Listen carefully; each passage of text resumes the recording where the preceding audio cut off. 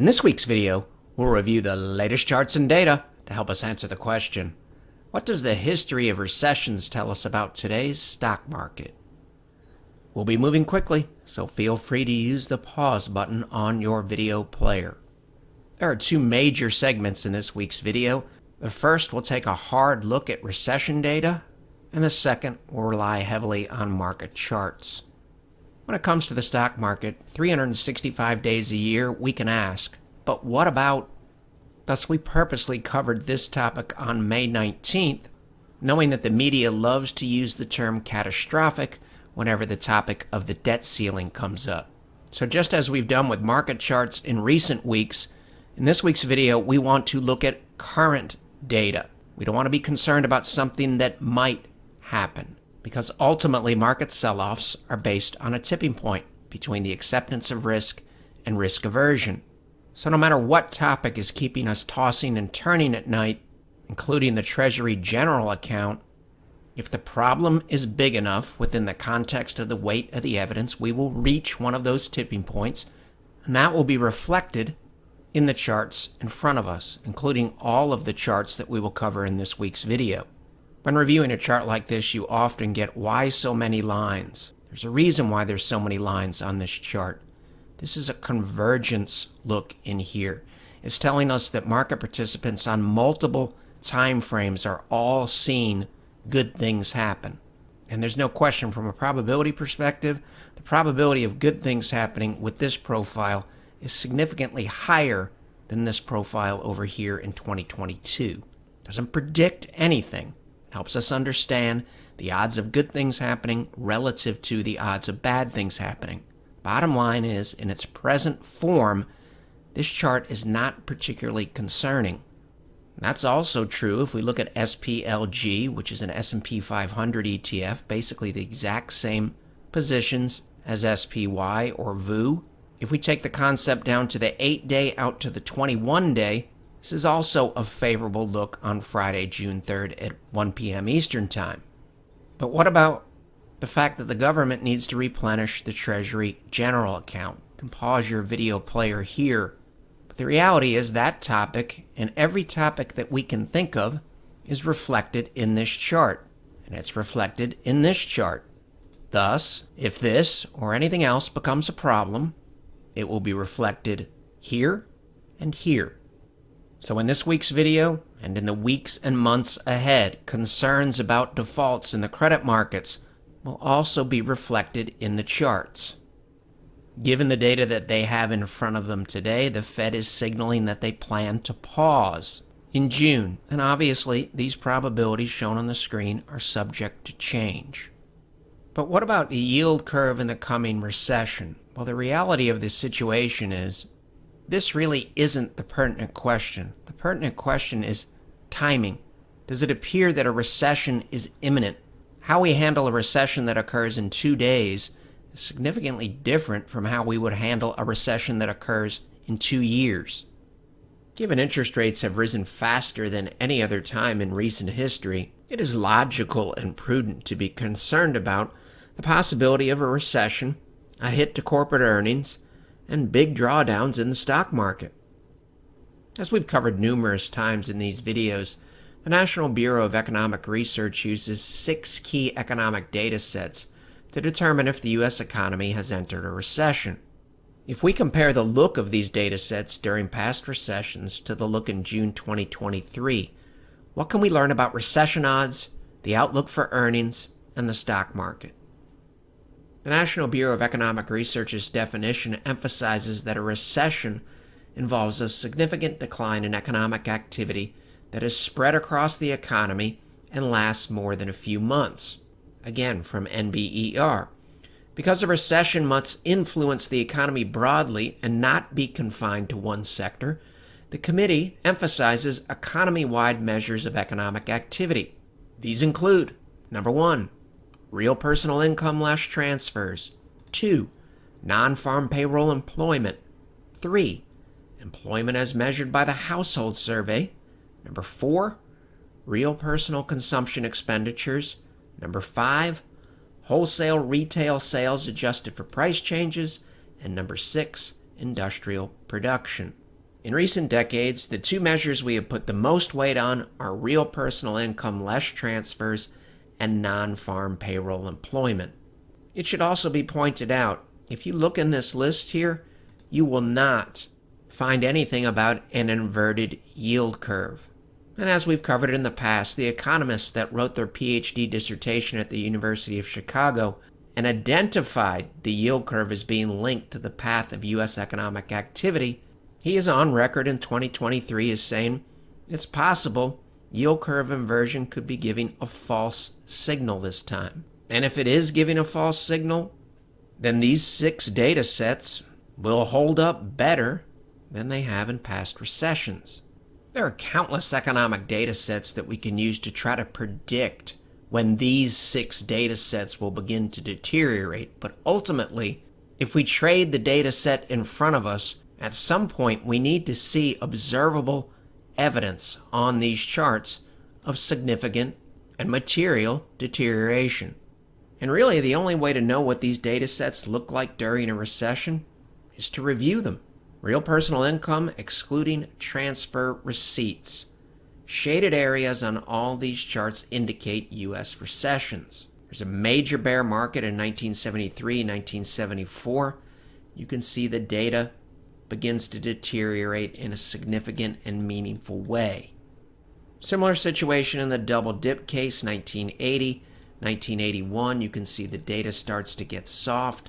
Eventually we go into a recession. A little less clear here. Looks more like consolidation in this case. 1990 to 1991 recession. Very easy to observe the data set rolling over. Similar situation in the dot-com bust bear market. This is January of 2001. This is January of 2002. So this data set deteriorates for a long period of time. Not surprisingly, financial crisis bear market, real personal income excluding current transfer receipts took a very big hit. So ultimately on all of these charts, at some point we want to see the chart move from the upper left to the lower right in terms of assessing recession probabilities or increasing recession probabilities. Easy to see the deterioration in the COVID bear market as well. If we compare that to the present day, this data set just printed a new all-time high. This really doesn't look anything like this, doesn't look anything like this, and it doesn't look anything like this. Total non-farm payrolls literally deteriorating for years into this recession. Another significant and observable shift on the chart here in the 48-49 U.S. recession. A clear rollover look here. Data set goes from the upper left to the lower right, upper left to the lower right, upper left, lower right, upper left, lower right. And you can see in some of these cases, including this case right here, this isn't really clean deterioration. However, we have to keep in mind that recessions are called using a weight of the evidence approach. Total non-farm payrolls, 1980, upper left, lower right, 81, 82, upper left, lower right. Clear deterioration in the 90-91 case. And common sense tells us when people begin to lose their jobs, they tend to curtail spending. And that eventually hits corporate earnings, and that's why the stock market typically falls during a recession. When total non-farm payrolls looks like a roller coaster, it's easy to understand how we entered a severe recession in the financial crisis. A hard-to-miss plunge here in 2020. And this chart is before Friday's labor report, but you get the idea. There's basically no deterioration here, and that makes sense. We've been posting positive job gains in recent months. We have not been posting negative numbers on this report. Another way to monitor the labor market, employment level, the household survey. The data is gathered using an alternative method. Clear deterioration, upper left, lower right. Hard to miss, somewhat subtle but clear. Not as pronounced, but some deterioration. Deterioration comes late. Observable, an observable shift. started to shift before the recession. Looks like a ride at Six Flags. Doing a nice impersonation of an elevator shaft. Now this chart shows the data in 2022. How does the exact same data set look today? Are we moving from the upper left to the lower right? We are not.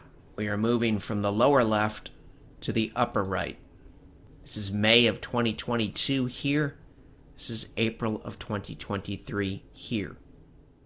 Real manufacturing and trade industry sales, 1969 to 1970 window here, upper left, lower right.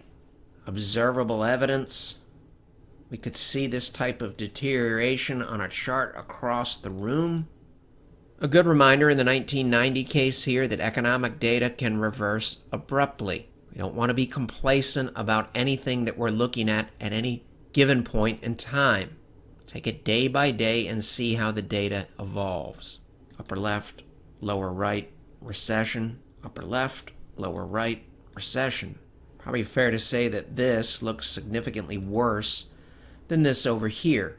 So not wildly strong here, but this data point here is higher than these data points over here. Probably fair to say this is a consolidation type look in 2023. Industrial production 1929 to 1933, upper left, lower right. Clear deterioration during this period of high inflation. Data set starts to deteriorate well before the recession window. You can either hold on to the rail or put your hands in the air here. COVID, the present day. Saw some deterioration recently, but in recent months, this data set has been improving. To recap, present day data, lower left to upper right. 2023 data, lower left to upper right. 2022 and 2023 data, lower left to upper right. Longer term, lower left to upper right. Remember, we're using a weight of the evidence approach here. 2023 data, lower left, upper right, and has been improving recently. We know that we trade the chart in front of us and we trade the data sets in front of us. If we review these data sets objectively, it's very, very difficult to make a valid case that we're currently in a recession or even that we're very, very close to entering a recession. That may change, and it may change very, very soon, but it hasn't changed yet. Fair question. How is it possible that the Fed has been raising interest rates at this type of rate and this type of magnitude, and all of the economic data that we just covered remains strong? How is that possible? One major reason, the entire cycle has been skewed via overstimulation. Congress, $5.6 trillion of stimulus distributed and spent. Federal Reserve, $4.7 trillion. According to the New York Times, stimulus bills approved by Congress beginning in 2020 unleashed the largest flood of federal money into the United States economy in recorded history. And is that tidal wave of stimulus money still impacting the economy? The answer is yes. Text left side of your screen dated April 4th of this year. According to our own analysis, $1.2 trillion more excess cash is in their checking accounts than before the pandemic. And that excess cash may impact or skew things until late this year or early next year. How about if we look at the 4-week moving average of initial jobless claims? Typically the trend is up near recession. Typically the trend is up near recession. Typically the trend is up near recession. Don't really have that. And claims this week came in below expectations, and the 4-week moving average this week decreased. Here's another way to look at the same data. These are recessions, the shaded areas. You can pause your video player. May change soon, but relatively tame in the present day. This really doesn't look anything like this, or this.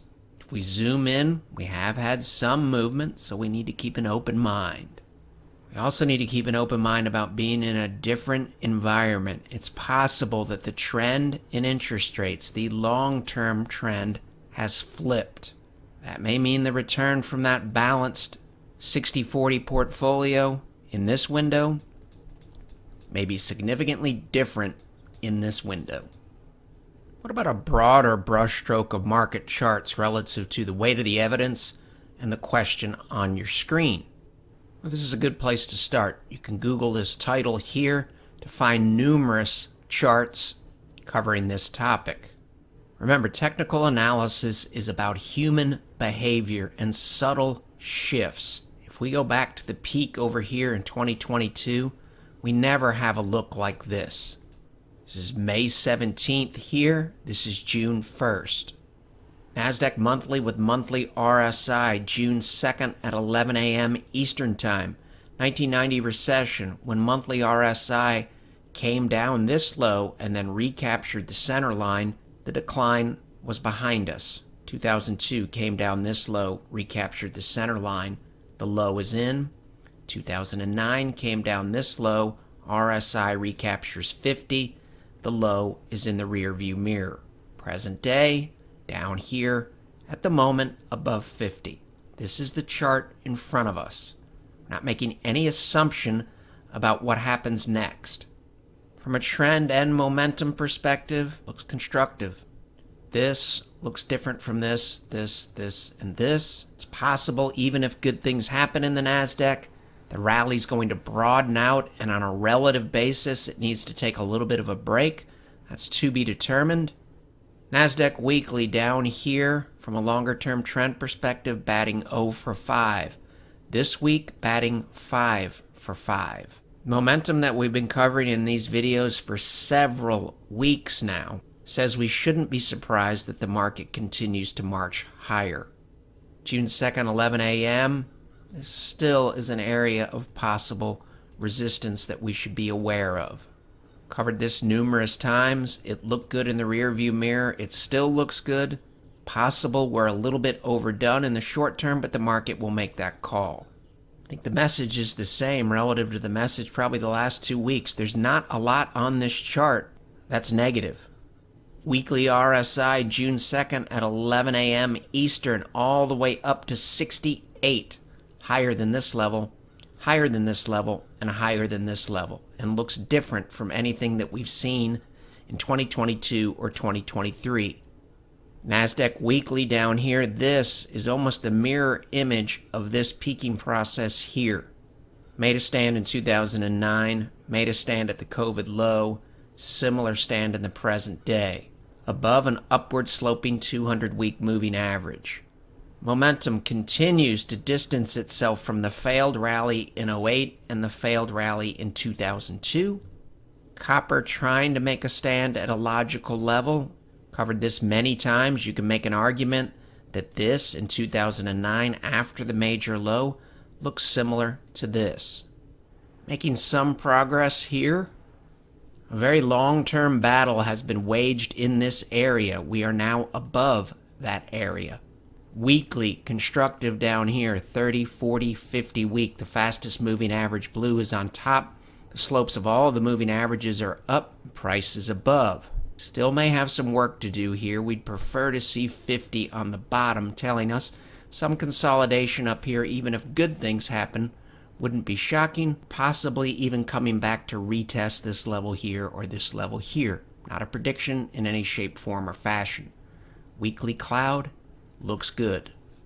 NASDAQ 100 weekly RSI on June 1st up to 71. It's possible the rally is going to try to broaden out beyond the leadership in tech and growth.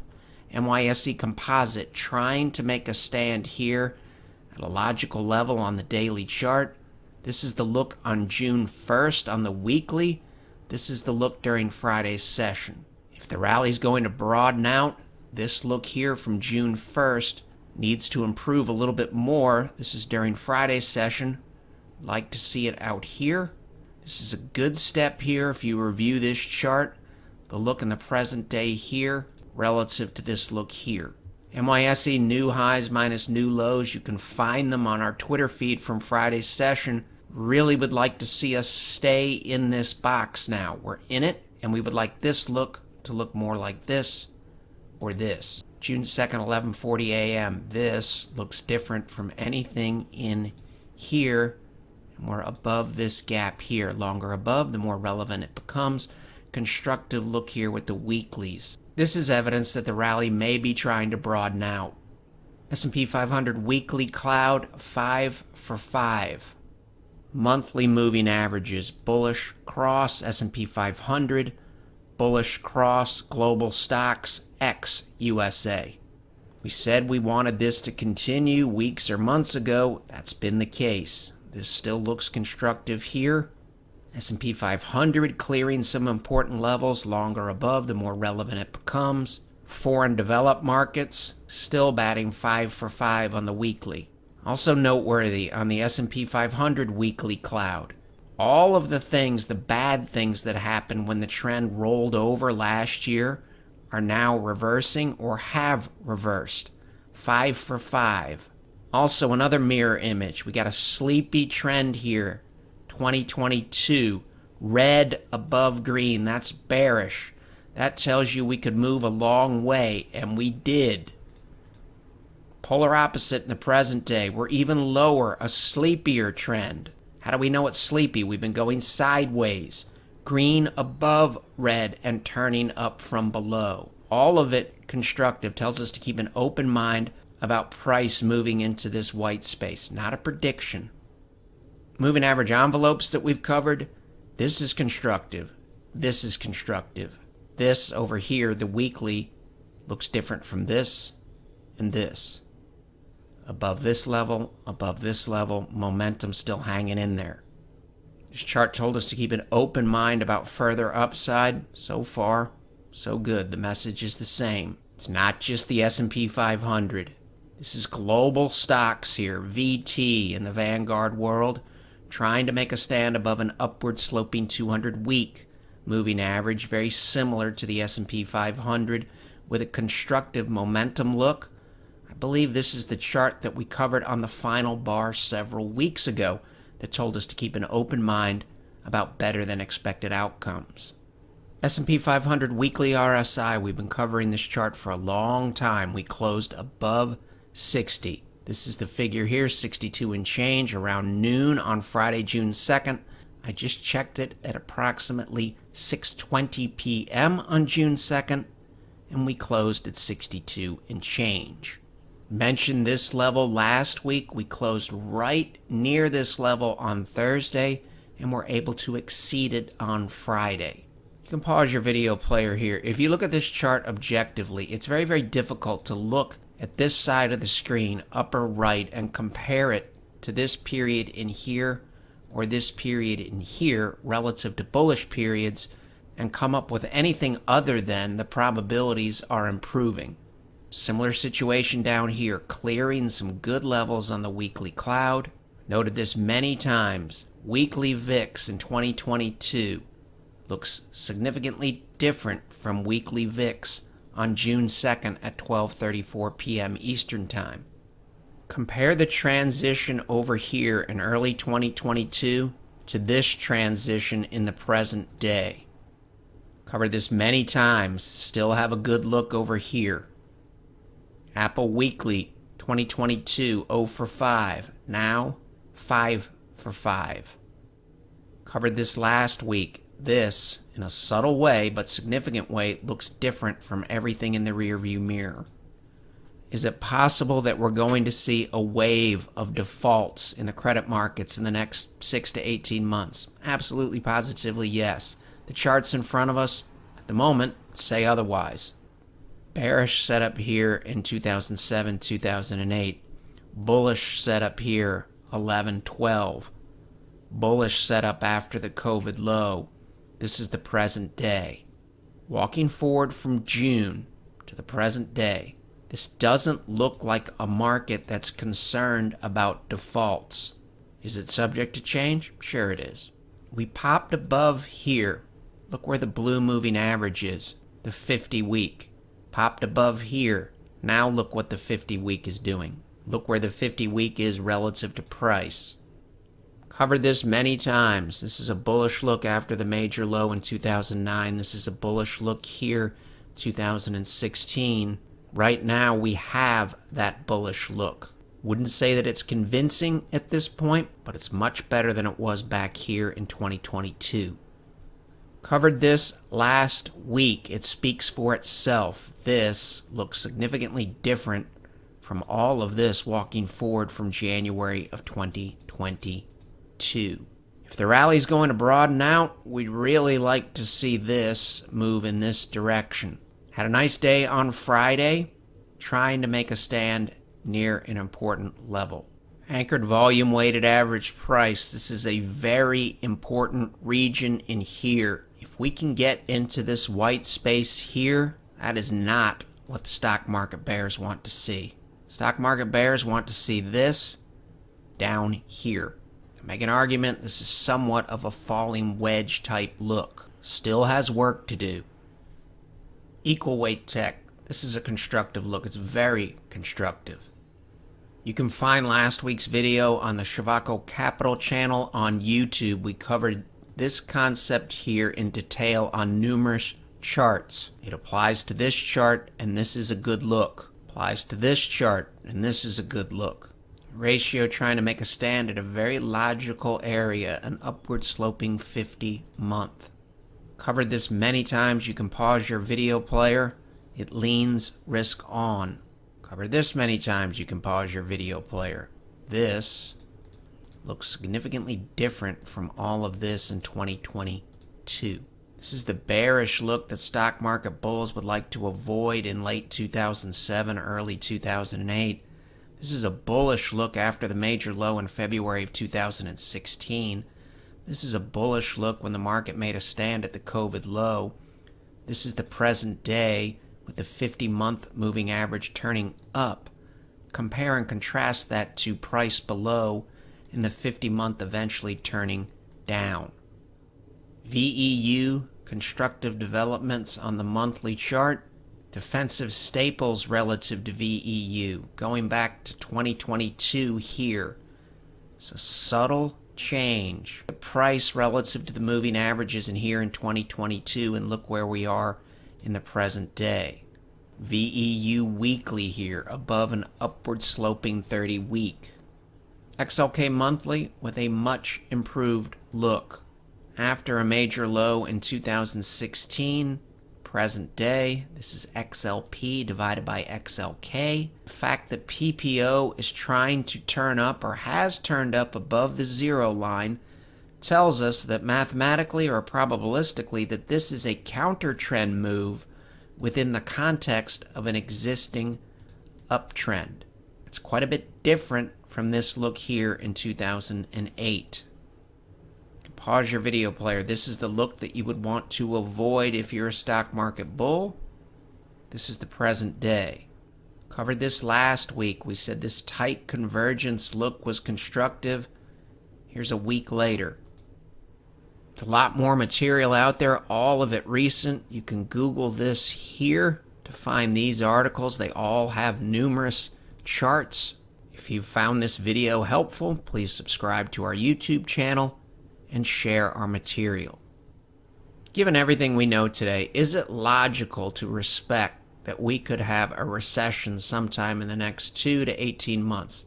Absolutely, positively, yes. The key question is the timing of all of that.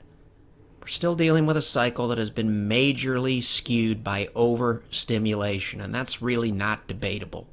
Thus, flexibility is always important, but now it's more important than ever.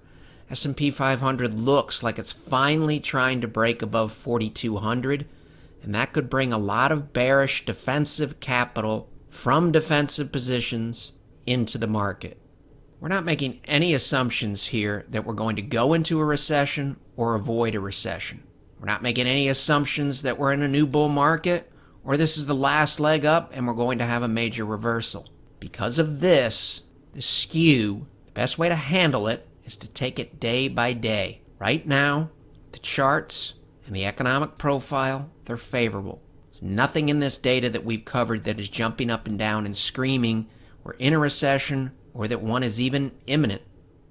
We'll continue to take it day by day with an open mind about all topics, fundamental and technical. And that includes keeping an open mind about all time frames. Yes, we may go into a recession. It could happen in 2 weeks, it could happen in 2 months, it could happen in 2 years. But what about the Treasury General Account? Anything that impacts liquidity, absolutely positively is relevant and should be part of the weight of the evidence. But we have to keep in mind, it's only a part of the weight of the evidence. Everything that we've covered, the economic data and all of the charts, the stock market charts and the credit market charts, all know about the Treasury General Account. As always, as we review the charts and data going forward, we'll ask, does it align with or contradict the allocation that we currently have? And we all know the only way that we can do all of this effectively is if we head into next week and every week with that flexible, unbiased, and open mind.